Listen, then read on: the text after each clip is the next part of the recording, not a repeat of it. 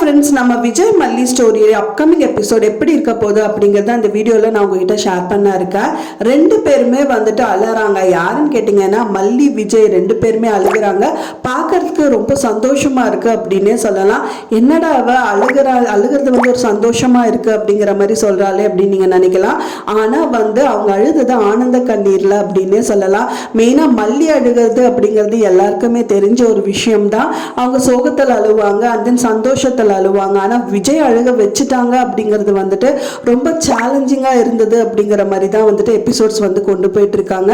மெயினாக வந்து பார்த்தீங்க அப்படின்னா வந்துட்டு ராஜிக்கிட்டையும் நிறைய விஷயங்கள் கேட்குறாங்க. ஆனால் ராஜி வந்து விஜய் இம்ப்ரெஸ் பண்ணுற மாதிரி பண்ணணும்னு சொல்லிட்டு வந்து பார்த்தீங்கன்னா அவங்களுக்கு வந்து மறக்க முடியாத ஒரு விஷயம், பொக்கிஷமாக நினைக்கிற ஒரு விஷயங்கள் என்ன அப்படிங்கிற மாதிரி அன்னபுண்ணியம்மா கேட்குறாங்க.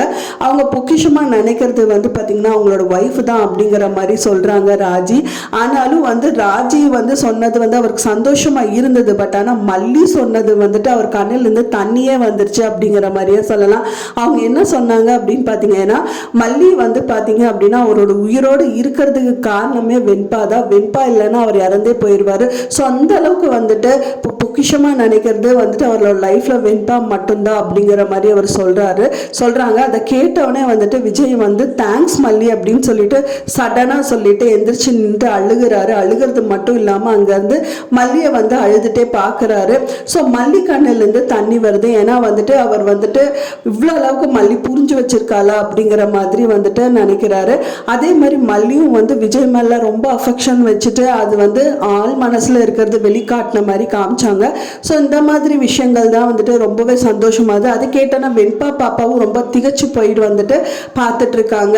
ஸோ இந்த மாதிரி விஷயங்கள் நடக்கும்போது வந்து பார்த்தீங்கன்னா ரொம்பவே நம்மளுக்கே சந்தோஷமா இருக்கு அப்படிங்கிற மாதிரியே சொல்லலாம். ஸோ கூடி விரைவிலே வந்துட்டு மல்லியை வந்து விஜய் புரிஞ்சுக்குவாரு.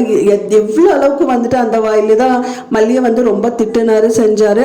ஆனால் அவரோட வாயிலிருந்தே வந்து தேங்க்ஸ்ன்னு சொல்லி வந்திருக்கு. அப்படிங்கும்போது கண்டிப்பாக அவர் கூடி விரைவிலே மல்லியை புரிஞ்சுப்பாரு. இந்த அளவுக்கு நம்மளை புரிஞ்சுக்கிட்டவங்களை வந்துட்டு நம்ம புரிஞ்சுக்க கூடாதா அப்படின்னு கண்டிப்பாக வந்து விஜய் நினைப்பாரு அப்படின்னு தான் நினைக்க தோணுது. நீங்கள் என்ன நினைக்கிறீங்க அப்படின்னு சொல்லிட்டு எனக்கு மறக்காமல் கமெண்ட்ல ஷேர் பண்ணுங்க. நான் சொன்ன இந்த தகவல் உங்களுக்கு பிடிச்சிருக்கும்னு நினைக்கிறேன் ஃப்ரெண்ட்ஸ். பிடிச்சிருந்தா மறக்காமல் லைக் பண்ணுங்க, ஷேர் பண்ணுங்க, கமெண்ட் பண்ணுங்க, சப்ஸ்கிரைப் பண்ணுங்க.